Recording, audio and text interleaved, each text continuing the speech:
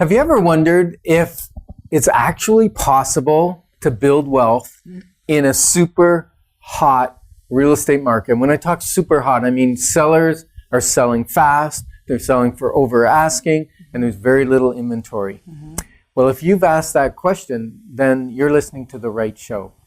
So I'm Ken Decker from the Decker team, and I have Kelly Willson from the Willson team and Invest Financial with me.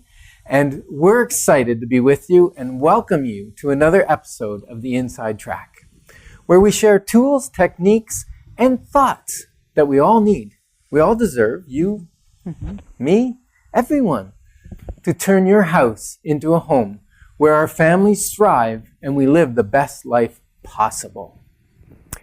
So, how do we build wealth even in a super hot real estate market? Which is now. Which is now. If you're looking around, it's right now. Yeah. So let's get down to the top 10 ways. We're gonna crush it today. We are gonna crush it. We're gonna crush 10 top ways. We're gonna count them down, and we might leave out some details. So if you go, oh, those are great ideas, how do I implement them? Well, you might just have to phone Kelly. Where would they phone you? My office, my cell. Yeah. What number would their office be? 613-266-3570. Right. Or you can call me at 613-860-4663, and we'll help you through this process of building wealth because it's a formula. It is a formula, 100%. Right. So what's number 10? Number 10 is leveraging equity out of your existing property. Right. So because that's changed, right? It has. Because when the market was going up 1-2%, and you can still make money in a market that's going up 1-2%, Absolutely. You can make a ton of money. And now in the last year, I looked at the February stats. February average sale this year over February last year was up 8%. Wow. So if we look at a rough 8%, if you had a $400,000 house, let's say, it's now worth, say, $416,000. Now that can vary because markets vary depending on where your house is located. But let's say it went up $16,000, and maybe you've paid down your mortgage because you've lived in it 5 years. So you maybe owe, say, $330,000 on it. So you're going to have about $90,000 in equity in your house. So that's cool. Maybe not quite enough to pull money out yet. Maybe not, but we are noticing a lot more people taking advantage of secured lines of credits, refinancing the property, and being able to take the equity that they've made because of the increase of prices, because of the pay down of property now. And what we're seeing actually, just because when you look at leveraging or taking money out of the current property, a lot of people are keeping their existing homes now and then buying something else, right? Because it's harder to get back into the market with an investment property because when you buy something brand new, you can still do 5% down, right? If you're going to live in it. So you stole number 8. I stole number 8. I did steal number 8. But that's okay. But you said we'd rush right through. We would. We're just jumping ahead. But yeah, the existing equity is something that you can contact us, and we can look at increasing the current mortgage. So it doesn't really make a huge difference because every $20,000 that you increase your mortgage by only affects your payment about $95 a month. $95 for 20 grand? For $20,000. Wow, but not at payday loans. No. And can I share something else? Sure. That if you take the money out of your house to buy an investment property, it's now, has been tax deductible. The interest is tax deductible. The interest is tax deductible. So that's number 8. I'm going to jump back to number 9. Okay. Actually, let's talk about number 8 for a second longer because that's pretty cool. Now, some people might say, oh, I don't want to buy with only 5% down. If I'm renting my existing place and I'm going to go buy one for me at 5% down, I'm going to have to pay some CMHC fees, and I don't like paying those fees because I never get them back. Now, we just did an example, didn't we? Yes, we did. And we're not telling you because you have to talk to us in person. Yeah. But that $15,000 CMHC fee on a $400,000 property could actually net you over $100,000 in profit. Absolutely. And I think that's the thing is everybody has this stigma around CMHC when they're buying a second property. And the reality is the $15,000 really only changes your payment minimally, right? Your mortgage payment minimally, let's say $75. Right. Based on that $90,000 or $900 for, no, what did you say? $95 for $20,000. Right. So it makes a very small impact on the overall monthly payment because it is amortized. And you think about how long you would have to wait, right? Which is part of your formula of saying, how many years do I have to save? How much net dollars do I have to be banking everything to accumulate that 20% down? It's huge. And you've kicked yourself out of the market for 5 years minimum. And meanwhile, right? the pricing's going up. So you need the 20% is even more money in 5 years. Absolutely. Yeah. So number 9. Okay. We're going to jump back to number 9. Yeah. If you're keeping track and you're writing these down, this is number 9, is buy a multi-unit building. Now, multi-unit buildings are evaluated based on basically cap rates. And a cap rate is a multiplier of the net profit of a building without having to pay the mortgage payment, right? So now multi-units, people can look at a duplex, a triplex, a fourplex. Those are multi-units. And then to get into what is considered quasi-commercial, how many units we got to go? You have to go over 5 units. Over 5 units. Okay. So when would I get this question a lot, when would I want to incorporate to own real estate as an investment? You're asking me? Yes, because I know there's 2 times, but I'm asking you because you're the guest. So for myself personally, and based on my situation, I typically only set up a corporation when I'm buying multi-units, and I do have a shared partnership. Okay. So that's typically when we like to set up a corporation when you've got multiple partners and you're stepping into the commercial side of things. Okay, so as soon as you go incorporated, your mortgage is going to be in a commercial mortgage. For me, yeah. Right? I mean, there's lots of people that want to buy single unit properties, right? Lots of townhouses and set up a corporation to secure all of those properties. But But can they get a normal residential mortgage? It's very difficult. For a corporation? Not too many financial institutions are eager to jump on board and add a corporation number to the typical residential properties, right? Right. So the neat part is anything under 5 units, you have to qualify with all of your liabilities and your income, right? So there's a debt service ratio that you have to fall under the regular rules and guidelines. Right. Once you step over the line of the 5 units, you become less valuable in the transaction. It starts to become all about the property. So the building's more valuable than me? Yes, it is. Okay. So the qualifying is totally different. All right. Right. So then we look at the income of the property. Yeah, the economic life. You might have to put more down payment. Well, that's the neat part is a lot of people don't realize that if you are looking at straight residential in terms of the multi-unit structure, that you can still partner with CMHC and put 15% down. Wow. And sometimes on multi-units, I can also negotiate a seller take-back mortgage. Absolutely. Of maybe 10%, Yeah. which can reduce how much down payment you got to bring to the table. And then you're not worried about your own income, you're worried about the building's income to be able to pay the mortgage payment. And the beauty with that is you can rapidly increase the value of a multi-unit building by doing a tenant change out, like improving the building or slowly raising the rents, or as tenants leave, if their market rents are lower than they should be, bringing the market rent up. Because it's a multiplier, it increases the value of the property very, very quickly. It does, yeah. So I kind of like multi-units. People are a little afraid of them, but I really like them. And the other reason I like them is you divide your risk. So if you've got 5 or 8 units in a building and one person leaves, it's only like 1/8 of the revenue is gone for a month. It's not like you had 1 unit, it's vacant, now I got no income. Absolutely. Yeah. So we did number 8. Okay. Number 7 is buy a new build. Now you did that just recently. I did. And you used a realtor. I did. You have to. You have to use a realtor You have to use a realtor. for everything. So why buy a new build right now in a super hot market? Well, there's a few reasons why you can buy a new build. There's basically the increase of value, right? Having that lag time in terms of what it will be worth when it closes, because most of them are taking a year to 2 years anyways, right? Right, a year to 2 years out now to build, because there's such a demand for properties. The builders are behind as well. They are behind, yeah. Yeah.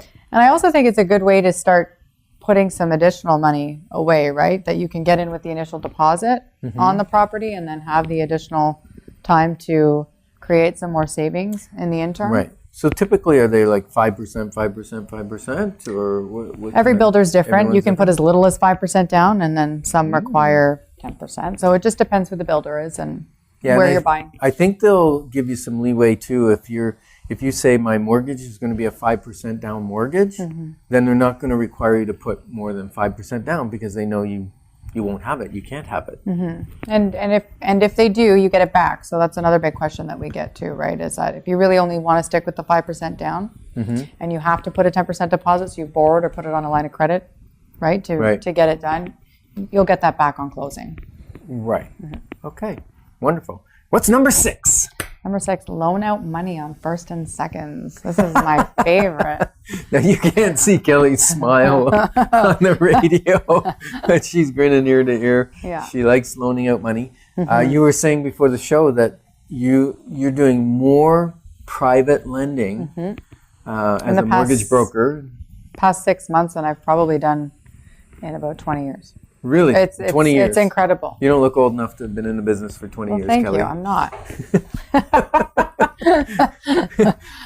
Yeah, it's been absolutely incredible. We're probably doing at least as many privates as we are just regular mortgage right now. And so for a few people, right? So we have a lot of investor clients that may not necessarily be in a position to purchase property or want to take on property, but they love real estate. Right? And they love the ability to be able to help somebody else and make a good return. So they love the safety. They love the safety. Of real estate. Yeah, absolutely. Because when they loan out their money, it's attached to that hard asset. 100%. It's a security, and they become a direct partner with the property and the borrower, where it's not done through a third party.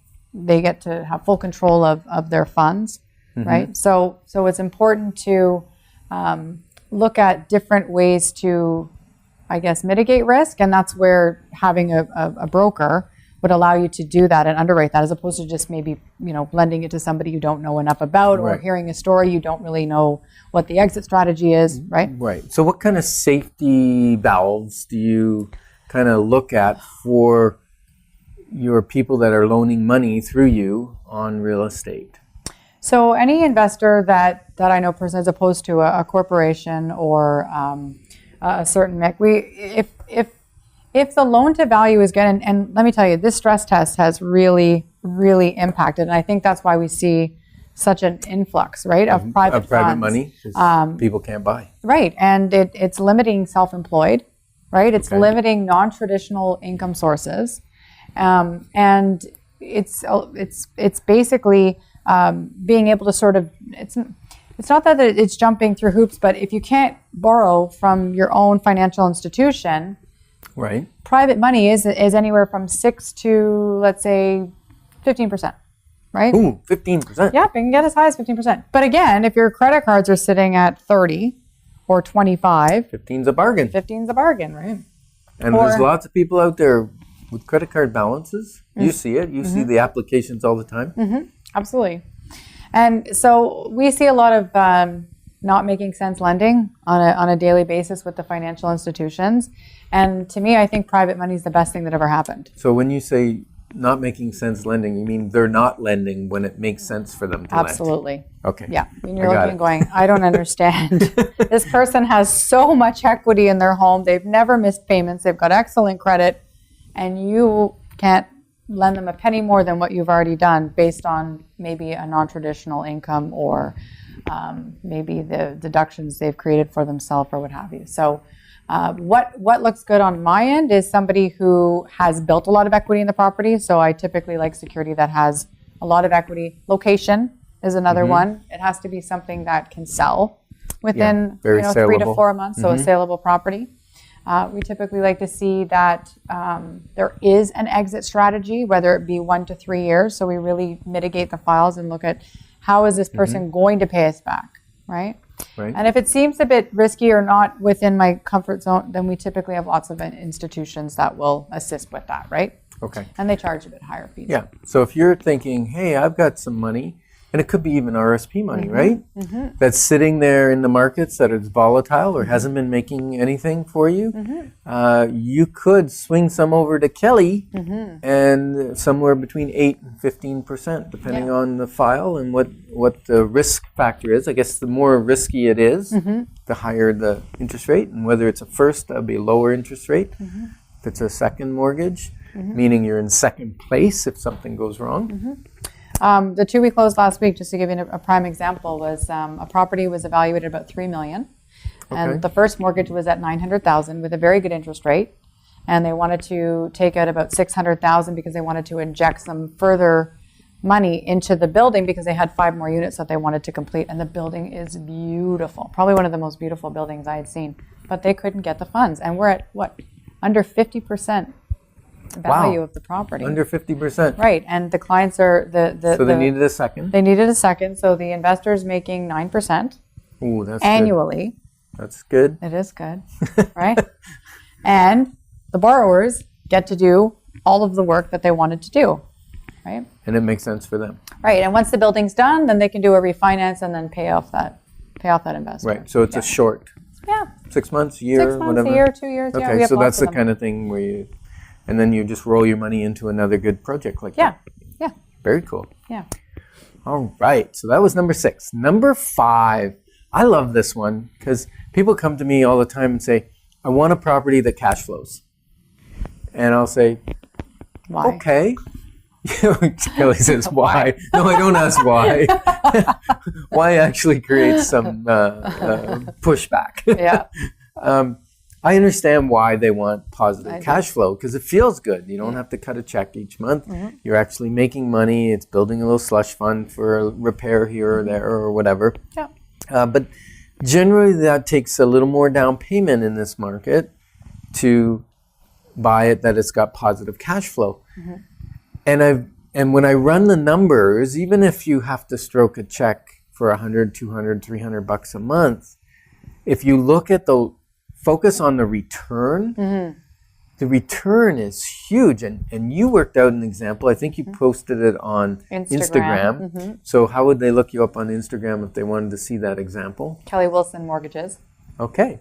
So if you go into Instagram, you Google or Mortgages. you search Kelly Willson Mortgages. She put in a great example on how much money you would need even if real estate only went up 1%, and by the way, in the last 60 years, it's averaged 4.5%, and it's only gone down 3 times, less than 2% each year that it went down, and it's averaging 4.5 on average. But you did the example at 1%. I did 1%, the absolute bare minimum, 1%. So buying for $300,000 today, and then 20 years from now, it being worth $360,000. How much would you have to put away every single month for the next 20 years in order to have $360,000? Right. It's $1,500 a month. After you pay all your bills and all your taxes, you got to bank $1,500 a month. Wow. So if you're buying that property and it's short a couple hundred, I'm okay with that. You're okay with that because I use the bank's money and then I got a tenant to pay off the bank's loan. So. You smart. And I got to tax deduct the interest that the bank lent me. Right. With all the other awesome tax deductions that you get. Right. And so when you're a fairly high income earner, the tax write-off is actually a welcome. It is a welcome thing. It's not for everybody, but again, it depends where your retirement is, where your current investments are, right? But for somebody who's in a very high income bracket, you're trying to create deductions, not additional income to pay more taxes, right? So you need to create as much deduction as you can towards the rental income that you're getting to drive the taxes down. And owning those properties when you retire is just golden. Absolutely. I said, golden retirement. where are you going to get, millions of dollars that you didn't pay off, that somebody else paid off for you, and then when you start getting your rental income in retirement, because the mortgage is paid off. The mortgage is paid off, and you're not even touching the asset. You're just taking the income and not touching the asset. So it's not like an investment where you have to start depleting it, right? And taking out the asset, right? And so you can live on that and keep it and let it keep growing. Pass it on to future generations. Yeah, absolutely. That's awesome. Okay, so number 4. We're ripping right through. We're doing great. We're good. Number 4, Kelly. Higher interest rates. I love higher interest rates. They don't bother me. Yeah, but you're a mortgage broker. I know, but I think about, if I did, it's funny because you say, well, how many properties do you have? Well, I have 23 properties. What interest rate are you paying? Yeah. Has that ever been a question? No. No, I don't think so. Right? So you don't mind paying some extra to leverage more to get more properties? Absolutely not. I mean, I'm in a position now where my average interest rate is between 5.5% and 6% buying investment property. Single units if that's what I'm doing. But again, multi-unit is attractive because you can still get residential rates, right? Right. But I don't mind paying, and there's so much I think about that I wouldn't have been able to do or acquire. We just did 4 townhomes in Aurora last year, and we needed about $400,000, and the banks weren't going to lend that to me. So I went to an investor and I said, "Can you lend me $400,000 at 10%? Here's what the plan is." And then we spent almost a year renovating all of the properties, and then we paid it back. We just refinanced all the properties and paid it back, right? But where would I be if I hadn't had the opportunity to borrow at that 10% interest rate? I wouldn't be able to acquire. I wouldn't be able to renovate. I'd still be sitting here, right? You wouldn't own all those properties. I wouldn't have owned all the properties. So that I have tenants now paying off the mortgages, right? Yes. 10% is good. Yep. Yes. Okay.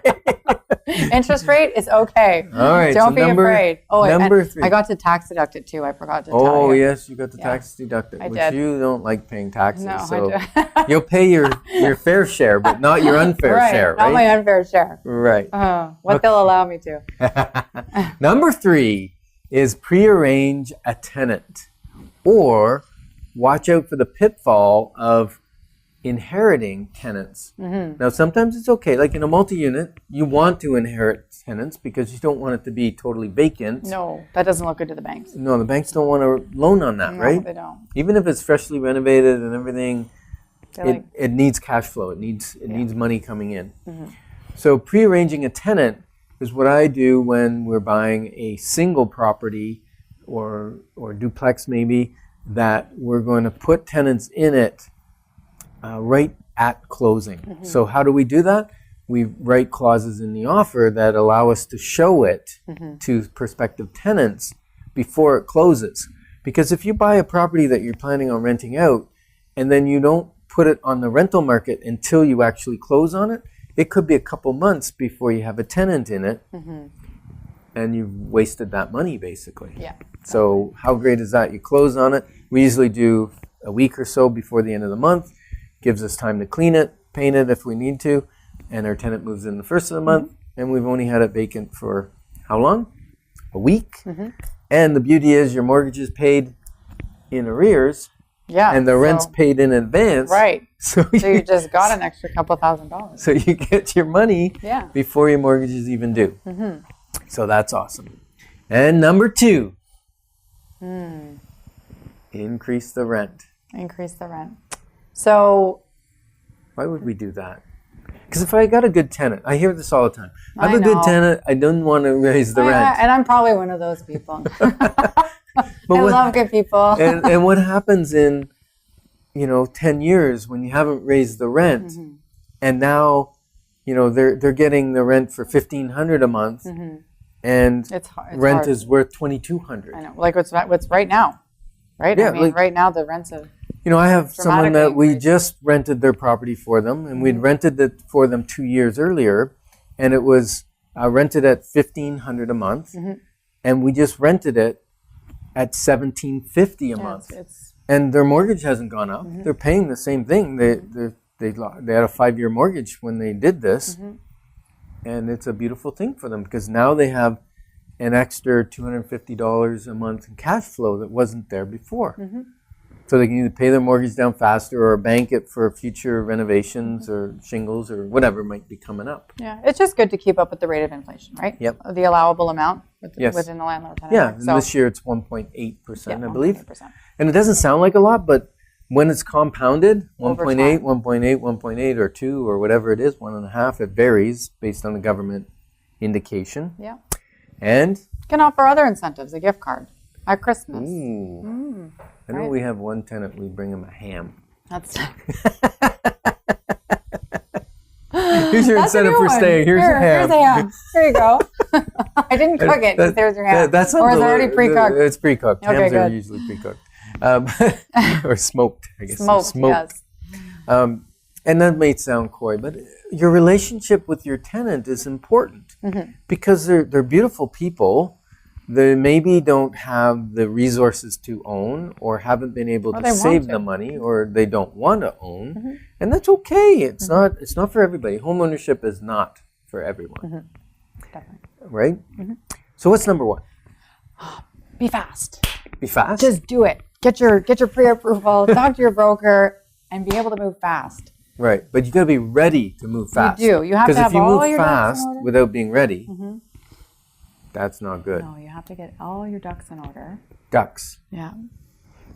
I got a phone call to clean my ducks. Did you? I said, "Do you clean geese?" They didn't like it They very didn't much. like it. I said, "I don't have any ducks, but I got Acting fast because you're in a hot real estate market, right? geese." Yes. And being able to have everything in, it's very powerful if you can go in on a no financing clauses or, right, having the ability to negotiate. And I know everybody says, well, I'll wait till the market to drop or, you know what, when's the right time to buy? 5 years ago, they'll say it every time. And that, we'll say that for the next 100 years. Yeah, or Right? 20 years ago. Or 20 years ago, Yeah. 5 years ago, 2 and what's years the ago. next best time to buy? Right now. Right now. Right now. Today. Yeah. Today, as fast as you can, call us. And you can call Kelly first if you like, because that's one of the ducks you got to put in a row is get your pre-approval. Yeah, get your finances your together. Look at how you're going to finances together. structure it, how to strategize it, how to refinance, how to pull money from here and not pull from here. So taxes are a big part of this, right?